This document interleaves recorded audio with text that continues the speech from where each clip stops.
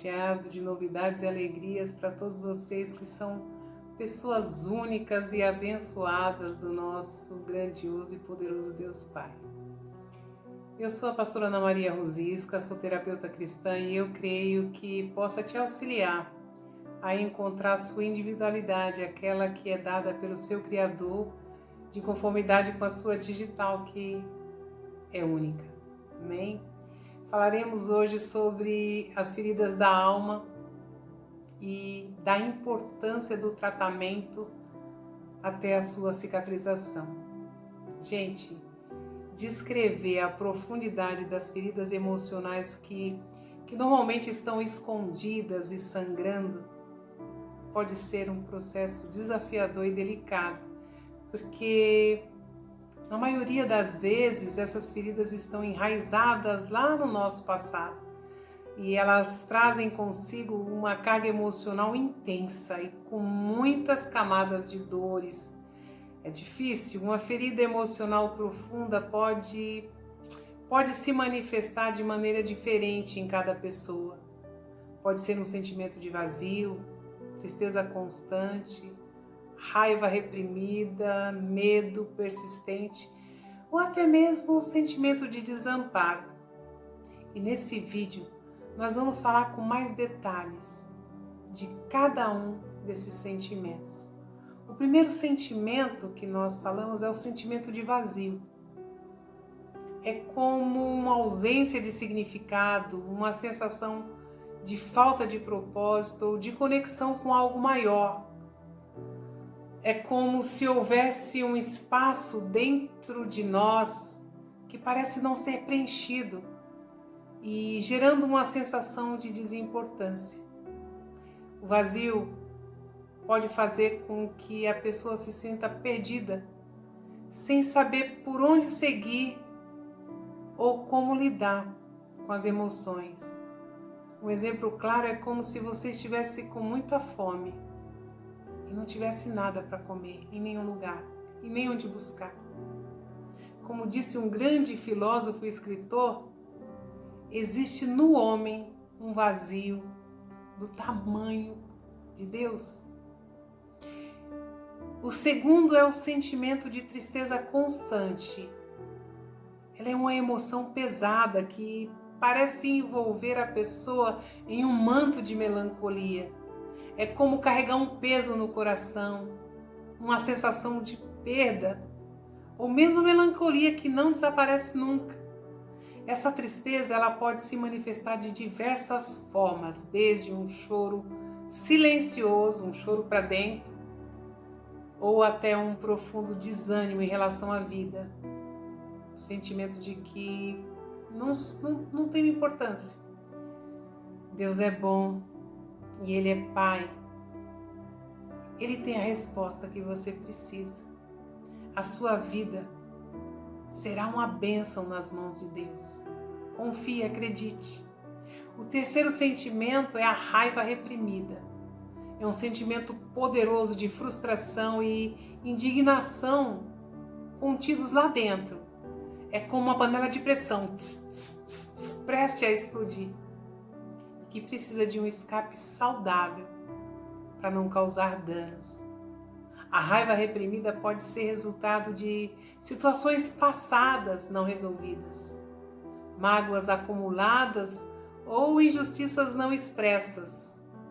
Essa emoção contida pode afetar a nossa saúde emocional e a nossa saúde física, gerando sintomas de estresse, ansiedade e até mesmo depressão.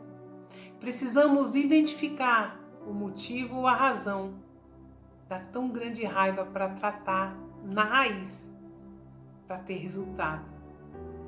Quarto sentimento é o medo persistente.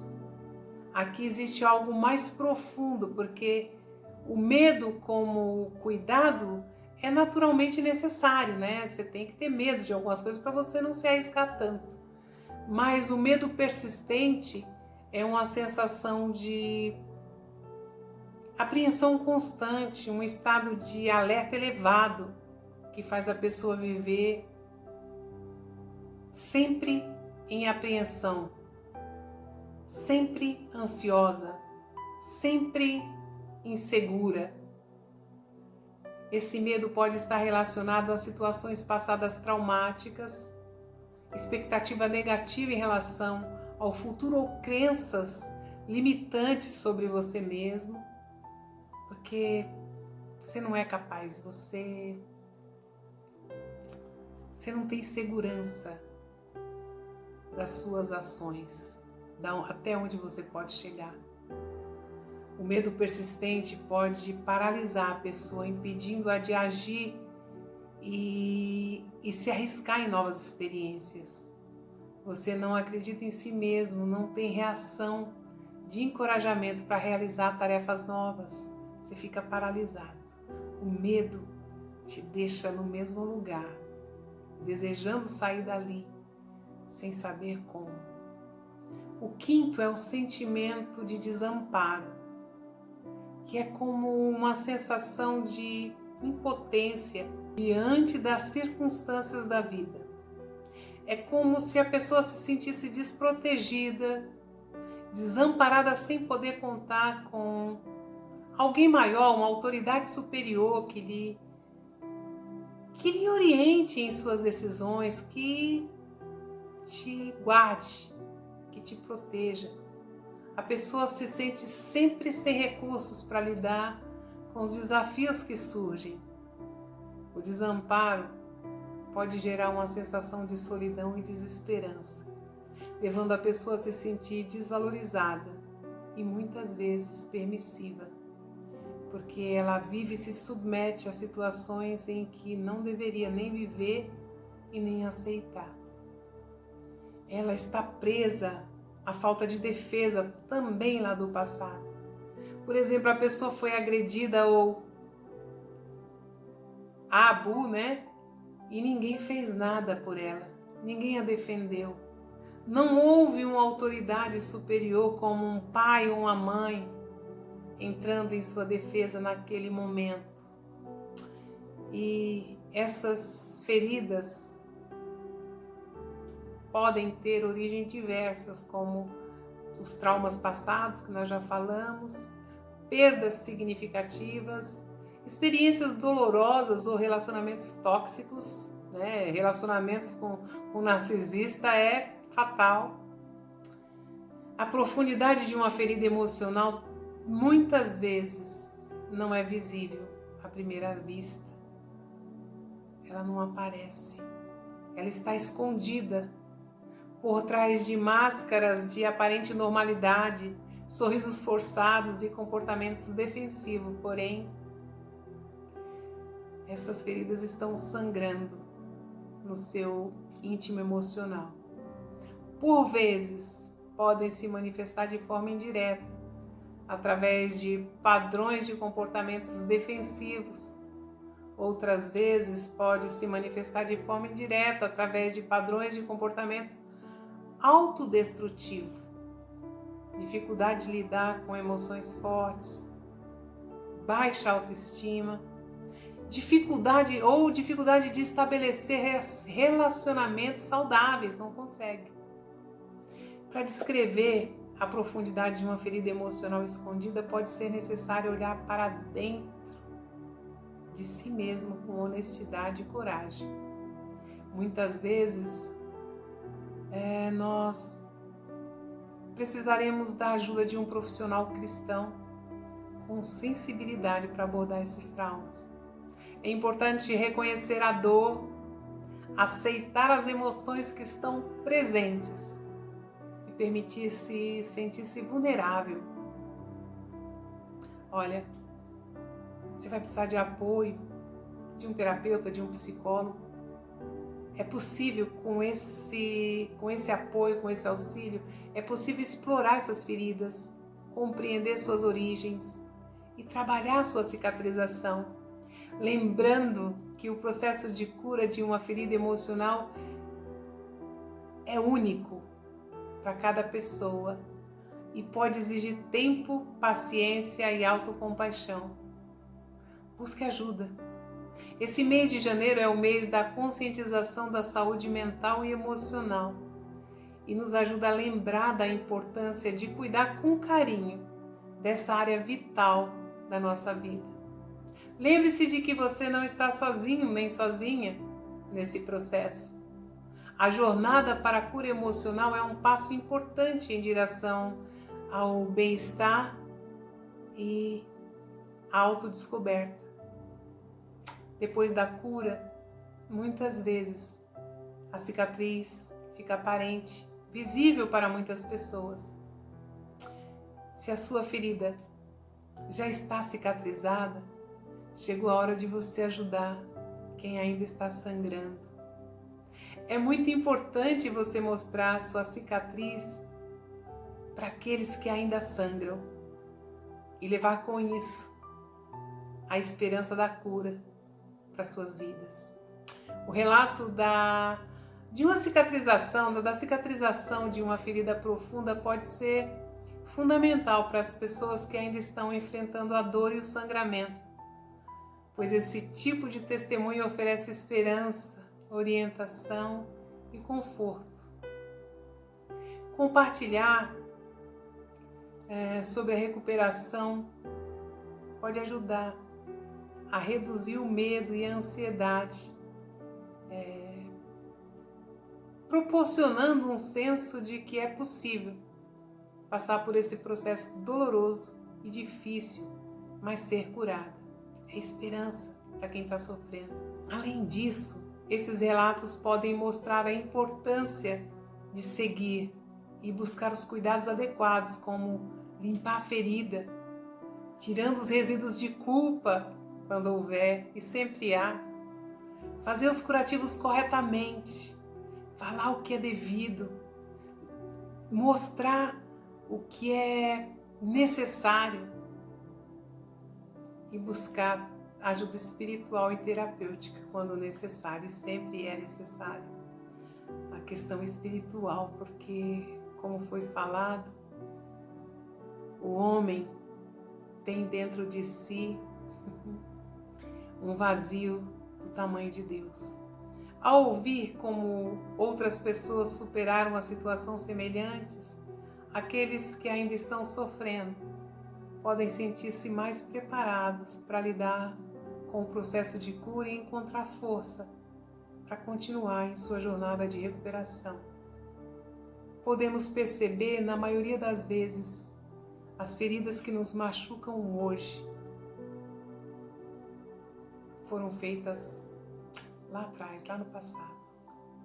E muitas vezes nós ouvimos as pessoas nos instruírem a deixa tudo para trás, deixa o teu passado, né? Viva o novo. Quem vive do passado é museu, viva agora. Isso é muito sério e eu creio que parcialmente seja verdadeiro. Por quê? Gente, nós temos uma dificuldade legítima em apagar o nosso passado e vivemos um tempo novo, pois a palavra de Deus nos convida a refletirmos sobre ele. Isso também funciona como um mecanismo de defesa do nosso cérebro para manter você bem e apesar de tudo que você viveu. Em Jeremias, no capítulo 6, Jeremias 6, no verso 16, diz assim: assim diz o Senhor, ponde-vos à margem do caminho e vede, perguntai pelas veredas antigas, qual é o bom caminho? Andai por ele e acharei descanso para a vossa alma. Mas eles dizem, não andaremos. Nós temos o conselho bíblico, lá em Mateus, no capítulo 3, no verso 3, diz assim: porque este é o referido por intermédio do profeta Isaías, voz do que clama no deserto, preparai o caminho do Senhor, endireitai as suas veredas, endireitai os seus caminhos. Pensa no que você fez. Veredas significa modo de viver e antiga, passado. Nós precisamos analisar sobre tudo isso. A dificuldade do ser humano em apagar o seu passado e viver um novo tempo está intrinsecamente ligada às suas origens. Não é possível viver o novo da maneira que Deus planejou sem tratar das feridas antigas. A nossa história, marcada por dores, traumas e desafios, molda quem somos e influencia nossas escolhas e comportamento aqui no presente, no hoje. Enfrentar o passado significa confrontar memórias dolorosas, lidar com arrependimentos e perdas, enxergar as consequências de nossas ações passadas. É um processo complexo, eu sei, e às vezes doloroso, que exige coragem, autoconhecimento e aceitação. Conheça suas veredas. Esse é o conselho do nosso Senhor. Além disso, o passado está sempre presente em nossa identidade. Nós não sofremos de amnésia, não é verdade? Em nossas relações e em nosso ambiente social diário, elas se manifestam e, se não forem curadas, vai aparecer. Enfim, o nosso passado é a parte integrante de quem somos e nos conecta com as nossas raízes e experiências. Ainda em Romanos, eu quero ler mais um texto bíblico, Romanos 12, ele nos convida, né, a renovar a nossa mente, né? Romanos, capítulo, espera um pouquinho só, gente, só estou achando aqui. Romanos 12, 2, diz assim: E não vos conformeis com esse século, mas transformai-vos pela renovação da vossa mente, para que experimenteis qual seja a boa, agradável e perfeita vontade de Deus. O plano de Deus é esse, nós precisamos renovar. É isso. No entanto, é possível transformar o passado. Não dá para esquecer, tá? Não dá para apagar o passado. Mas a Bíblia nos convida, é possível transformar o passado em aprendizado e crescimento, utilizando as experiências vividas como ferramentas para construir um novo ou renovado futuro. Isso é possível. É importante reconhecer as dores do passado, aceitar as falhas e perdoar a si mesmo e aos outros, para que seja possível seguir em frente e viver plenamente o presente. Perdoar e ser perdoado é o combustível necessário para te impulsionar a seguir em frente numa expectativa nova. Apagar o passado não significa negar as origens ou acontecimentos que nos marcaram, mas sim transformar dores em força. É possível. Transformar a tristeza em superação e as dificuldades em oportunidades de crescimento. E a isso eu chamo de alinhamento do passado, e não apagando o passado, mas alinhando o passado. Eu sei que é um processo contínuo e desafiador que exige coragem, resiliência e amor próprio, mas é também a chave para vivermos um novo tempo repleto de esperança, gratidão e possibilidades. Essa é a vontade de Deus. Deus não tem plano B, Ele tem plano A. Então, independente do que você esteja vivendo, há um propósito de Deus. Converse com Deus, busque auxílio em Deus. Ele é Deus Pai, Ele é Deus Amor e Ele é fiel. Que Deus nos abençoe nessa jornada, porque cada um de nós tem a sua. E até o nosso próximo vídeo.